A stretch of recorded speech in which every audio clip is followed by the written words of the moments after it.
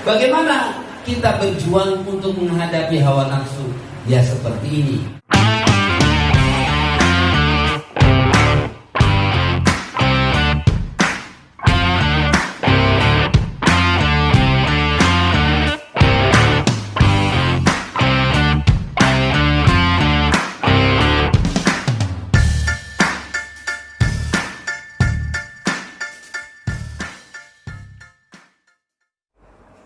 Halo bro and sis, welcome to my channel.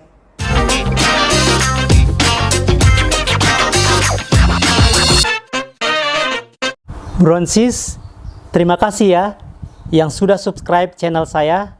Dan yang belum, ayo dong subscribe dan aktifkan tombol loncengnya agar saya tambah semangat untuk terus berkarya.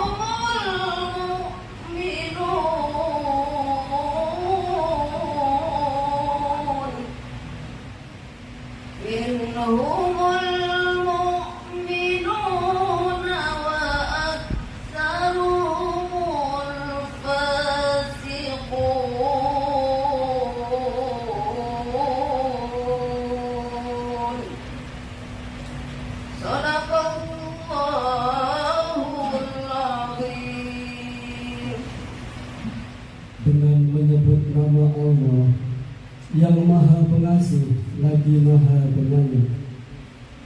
Dan ingatlah ketika Tuhanmu berfirman kepada malaikat, Aku hendak menjadikan khalifah di bumi.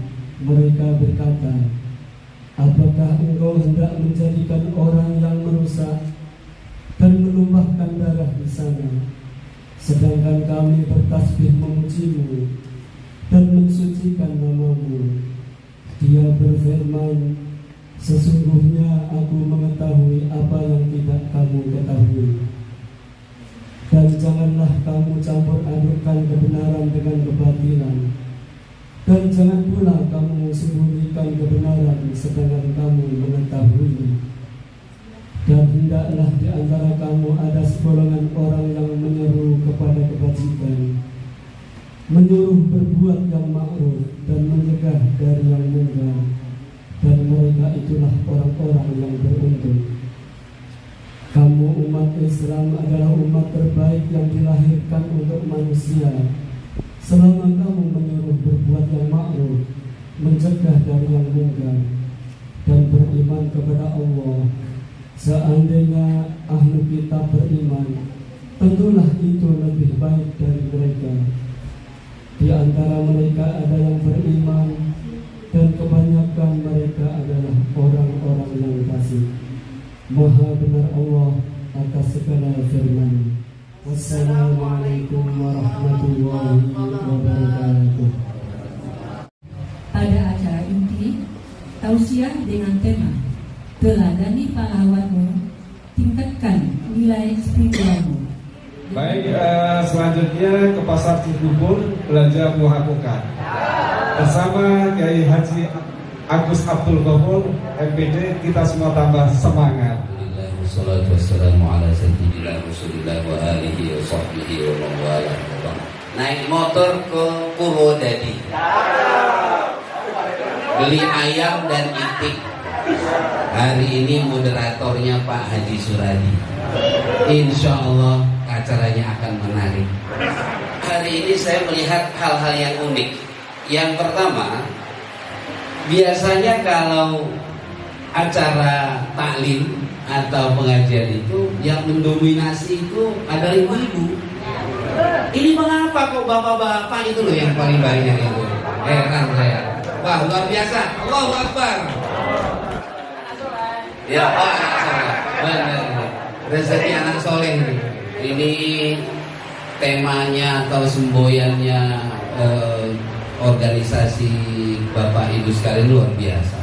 Saya baca yang pertama persaudaraan, yang kedua kebersamaan, yang ketiga saling peduli. Saya nggak baca, ya, nggak baca. Nah, itu dia, ya, kebersamaan atau persaudaraan, ukhuwah, persaudaraan. Dan ini yang pertama kali dibangun oleh baginda Rasulullah pasca hijrah dari Makkah ke Madinah, mempersaudarakan dua komunitas besar, Muhajirin dan Ansar, ya, dan akhirnya menjadikan umat yang besar sampai hari ini. Maka siapa yang melanjutkan persaudaraan ini benar-benar melanjutkan sunnah bagi Nabi Muhammad sallallahu alaihi wasallam. Kebersamaan juga demikian ajaran baginda Nabi, jamaah, kebersamaan itu, ya, berjamaah bersama-sama, ya. Karena di dalam jamaah pasti ada keberkahan. Baginda Nabi senang berjamaah. Sholat nilainya akan jauh lebih besar ketika dilakukan dengan berjamaah daripada sendiri. Dan yang terakhir ini saling peduli. Ini semua menandakan tindakan kepahlawanan. Kalau kita baca berbagai referensi, kita ambil yang terbaik. Hakikat kepahlawanan ini ada dalam surat Al-Ankabut ayat 69. Wajahidu fil walladzina jahadu finna lanahdiyannahum subulana wa innallaha lama'al muhsinin. Dan orang-orang yang bersungguh-sungguh berjuang di jalan kami, maka kami niscaya akan menunjukkan jalan-jalan kami pada mereka. Dan sungguhnya Allah pasti bersama orang-orang yang berbuat kebaikan. Ya.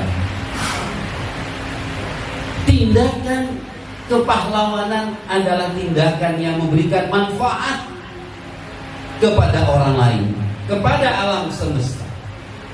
Dan mereka yang sungguh-sungguh berjihad, berjuang untuk mewujudkan hal tersebut, pasti Allah akan mengantarkannya menuju keberhasilan.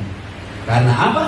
Karena Allah sangat menyukai mereka yang peduli, saling peduli, muhsin, berbuat kebaikan-kebaikan kepada sesama. Tidak cukup hanya dengan sholat, tidak cukup hanya dengan zikir, memegang tasbih siang dan malam, tidak hanya cukup berdiam diri di mihrab, di musola, tapi tidak peduli kepada kanan kirinya, tidak membantu kanan kirinya.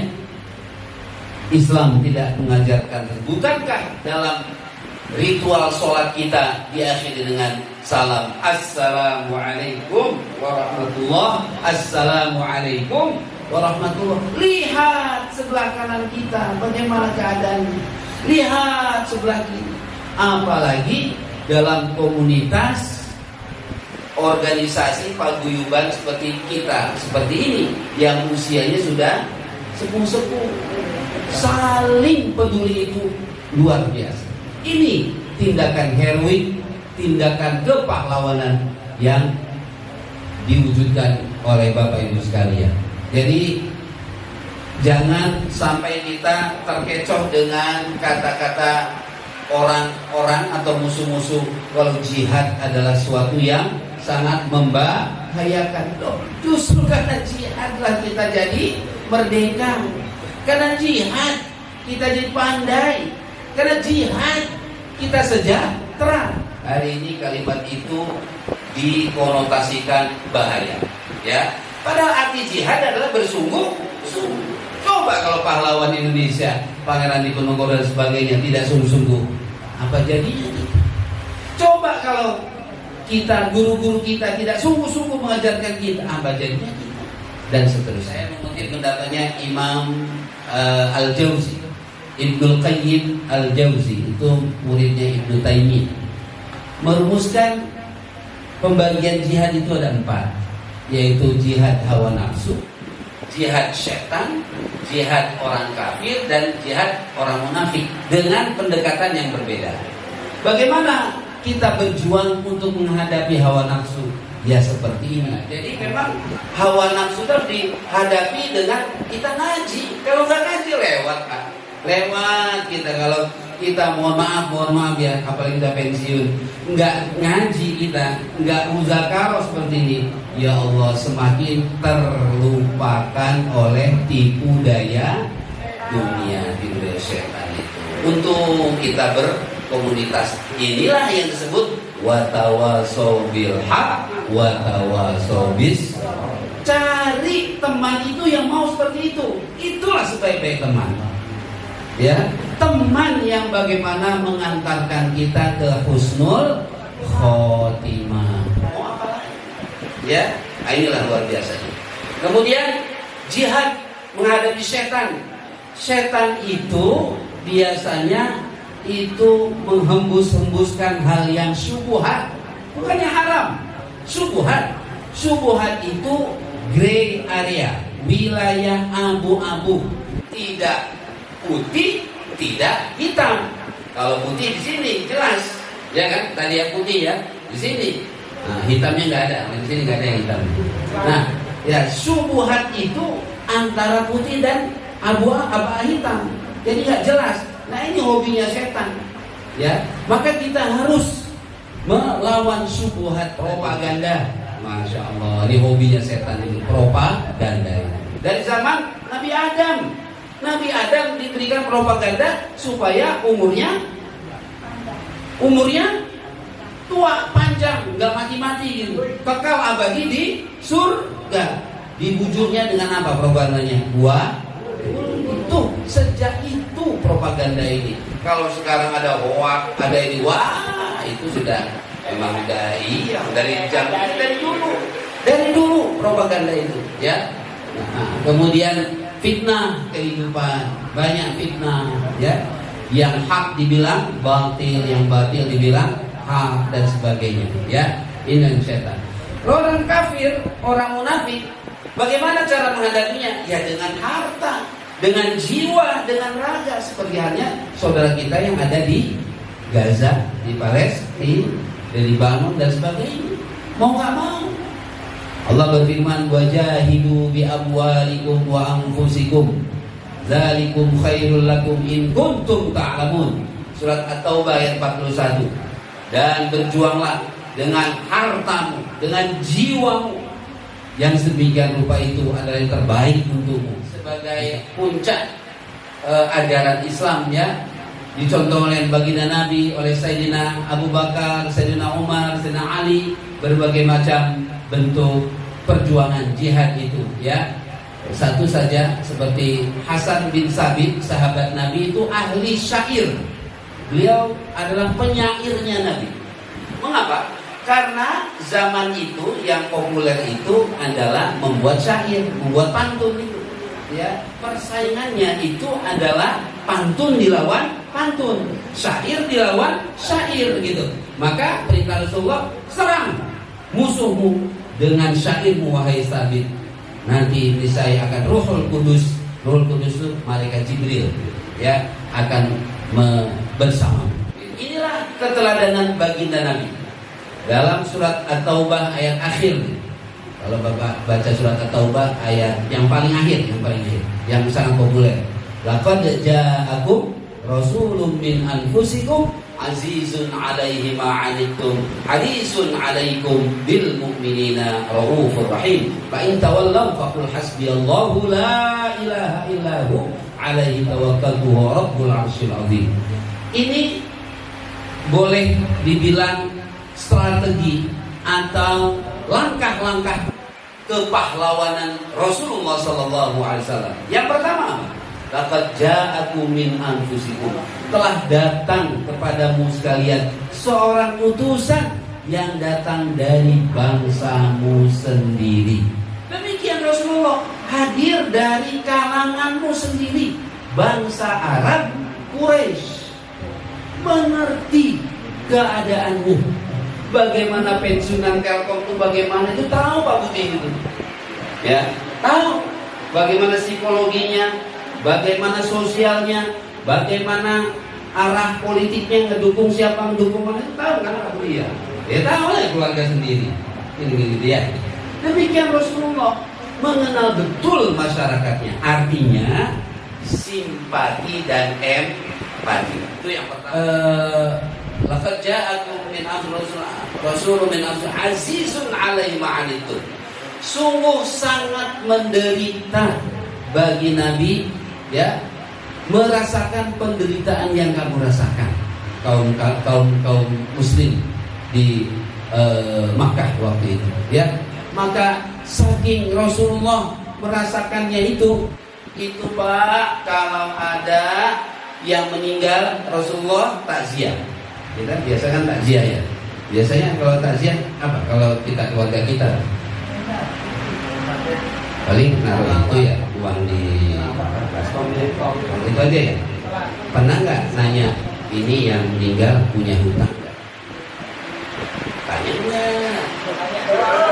Nanya doang. Oh iya. Terus kayak Rasulullah kalau ada yang meninggal sahabatnya punya hutang nggak? Oh punya. Kalau punya, saya lunas. Harusnya kiai sekarang tuh begitu juga. Sayangnya saya nggak begini. Belum bisa, masya Allah, belum bisa. Harusnya begitu. Salah seorang sahabat Pak itu belum ingat karena mohon maaf di antara satu ini yang paling jelek dia ini Pak, paling jelek, nggak laku. Ditanya, kan kasihan kan, kamu kok nggak mau nikah? Ya mau, ya Rasulullah. Siapa yang mau sama saya? Gitu kan? Tahu diri dia, siapa yang mau ya?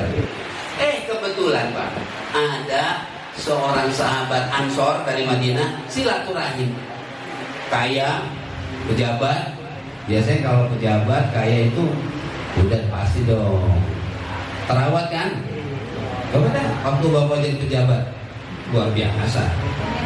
Buat diri pasti tiap bulan ke salon, kukunya aja nggak mau motong sendiri, dipotongin orang kan?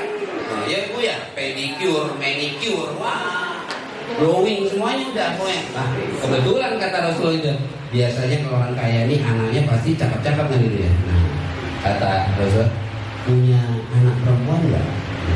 Ditanya ya, sering punya ya Rasulullah. Dia udah gini aja, udah seru. Wah, boleh Rasulullah, boleh. Kalau Rasulullah mau, rebutan Bapak Ibu. Orang yang mau anaknya yang dididik di siapa? Waduh, rebutan. Jangankan sekarang, kiai-kiai sekarang aja banyak kayak gitu itu. Ya, saya tuh banyak yang ini. Saya banyak Pak, bawa anak gadis saya, cuma saya takut pada istri saya.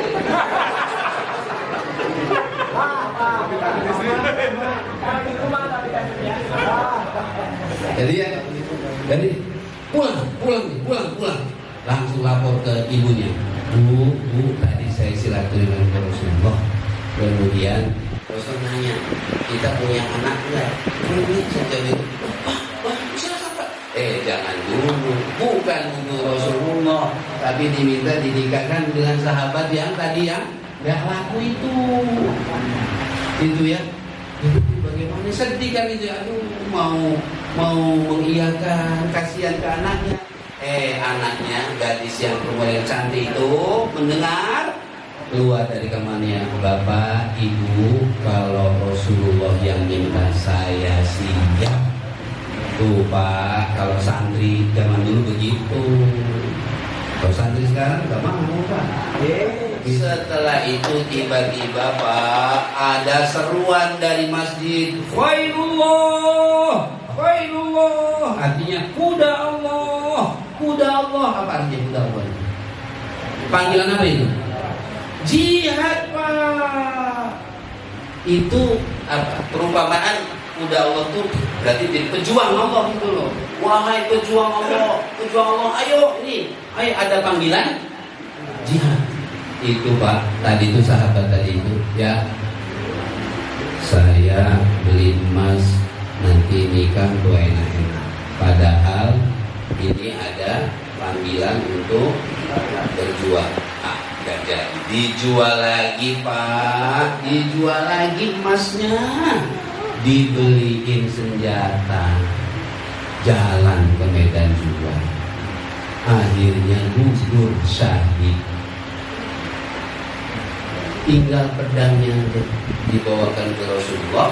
Lalu Rasulullah akhirnya memanggil gadis yang tadi itu, ini nak ya, calon suamimu sudah nikah dengan bidadari. Kenapa? Syahid. Tapi ini kenang-kenangan, pedangnya dikasih ke gadis. Luar biasa ya, kepahlawanan para sahabat dan sayangnya Rasulullah Sallallahu Alaihi Wasallam. Yang kedua yang untuk kita teladani adalah tentunya orang tua, ayah dan ibu kita. Mari Pak, pahlawan keluarga adalah orang tua kita ya. Nah, ada sebuah hadis di mana kesimpulannya adalah kepahlawanan itu tidak hanya di medan juang. Orang yang berjuang untuk membesarkan anak-anaknya yang masih kecil, diurusnya dengan sebaik-baiknya adalah pahlawan.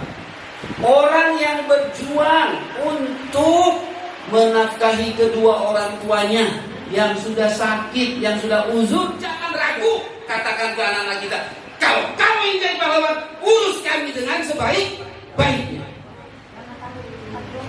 Jangan ragu, jangan sampai ditaruh panti jompo.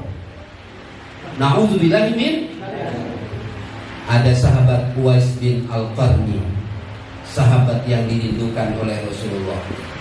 Uwais Al-Qarni itu ingin ketemu dengan sezaman dengan Rasulullah, sezaman, tapi tinggalnya di Yaman. Ingin dengar berita ada Rasul itu rindu.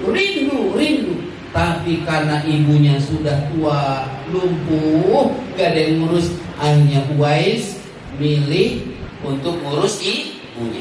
Nah, tiba-tiba Pak Budi kata ibunya, Uwais, ya ibu, saya pengen naik haji. Saya pengen naik. Anak soleh.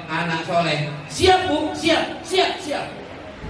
Akhirnya Uwais membeli anak sapi kecil, dibeli, lalu tiap hari dibuatkan kandang sapinya di bukit, rumahnya di bawah. Itu tiap hari Uwais gendong sapi dari rumahnya ke kandangnya di sana.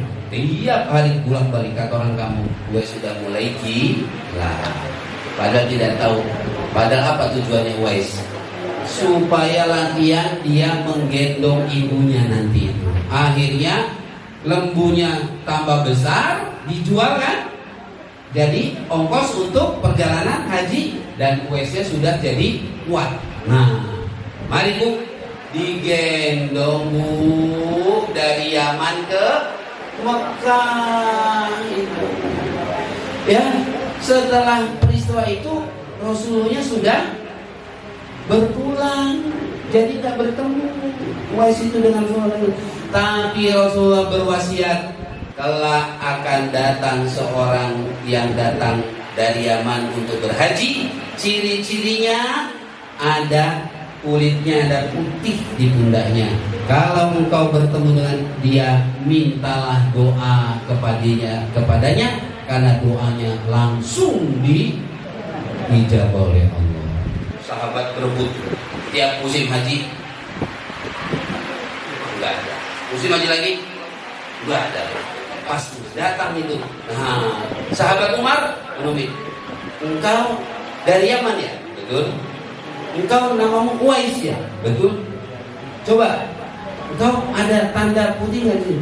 Iya ada ini. Masya Allah, dipeluknya oleh sahabat Umar. Lalu sahabat Umar, tolong Uwais, doa, mohonkan ampun untuk. Kenapa? Wahai, karena pesan wasiat dari Rasulullah, siapa yang didoakan oleh Uwais akan langsung luar biasa. Anak ya, paman berikutnya adalah guru. Nah, ini dia guru Pak Suradi. Nah, guru ini luar biasa perjuangannya. Ada sebuah ayat di surat As-Saff, yuriduna ayutfi'u nurallahi biafwahihim wallahu mutimmu nuri walau karihal kafirun. Mereka musuh-musuh agama selalu ingin membenamkan ajaran Islam dengan propaganda mulutnya, tetapi Allah tetap menerangi cahaya agama kepada orang kafir. Melalui siapa? Melalui guru-guru. Siapa yang berdakwah? Siapa yang menyampaikan ayat-ayat Al-Quran? Siapa yang menyampaikan hadis tentunya? Adalah guru, para ulama. Maka mereka adalah pahlawan kita. Seterusnya ada sebuah ungkapan dari sahabat Sayyidina Ali bin Abi Thalib radhiyallahu anhu. Ana abdu man 'allamani harfan wahidan. Aku adalah hamba, budak dari orang yang mengajarkanku satu huruf. Insya'a ba'a wa insya'a taqa wa insya'a istaraqa. Kalau dia mau menjualku, aku turuti. Kalau dia mau melepaskanku, aku turuti. Kalau dia menjadikanku budak, aku akan turuti. Coba bayangkan, Ali bin Abi Thalib, kalau ada yang mengajarinya satu huruf saja, langsung dijadikan guru dan langsung taat kepada guru tersebut. Kalau gurunya kata gurunya, hei Ali, kau jadi budakku. Iya. Sami'na wa ata'na. Bayangkan betapa luhurnya guru. Itulah barangkali yang harus kita teladani melalui Rasulullah, orang tua dan guru. Dan saatnya kita juga bisa menjadi pahlawan daripada semua ini. Dan apalagi Bapak Ibu adalah pernah berkarya untuk bangsa dan negara. Man ahabba ayyubsatalahu fi rizqihi wa yumsalahu fi azri fal yasil rahim. Siapa yang ingin diberkahi, dibanyakkan rezekinya dan dipanjangkan umurnya, maka banyak-banyaklah silaturahim. Dan karena bapak ibu ini adalah mereka yang rajin menjadikan orang silaturahim gara-gara telekomunikasi, makanya pantas gajinya gede-gede. Tadi dijelaskan bahwa usaha iblis mengganggu kita adalah agar kita berbuat yang subhat. Jangan-jangan dengan umur lebih dari 60 banyak yang kita amalkan padahal itu amalan subhat. Jadi apa ini supaya kita menjadi yang terbaik, tidak terperosok dalam amalan-amalan subhat yang bukan dapat pahala, malah jadi terperosok ke jadi dosa. Pertama, tidak ada jalan lain kecuali taubatan nasuha. Setelah kita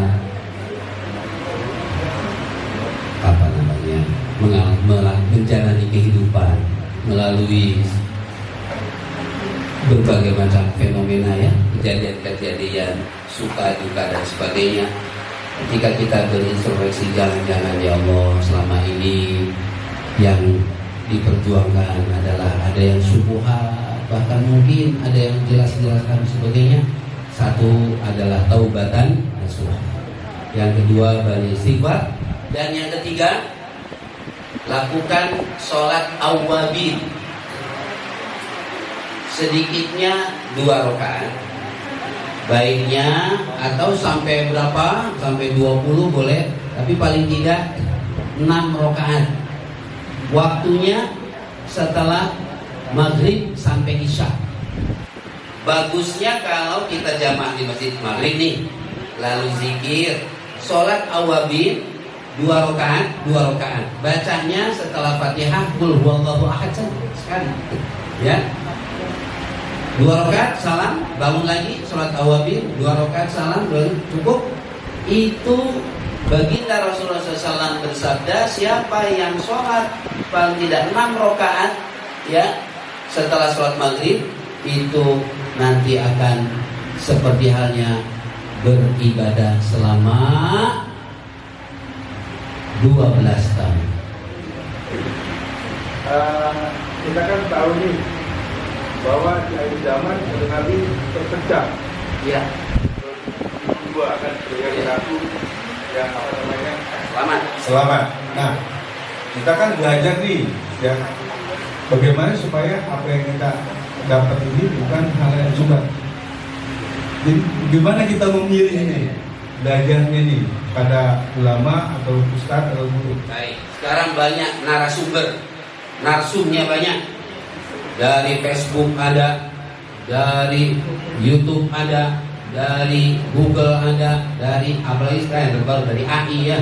Nanya AI, udah langsung gitu kan.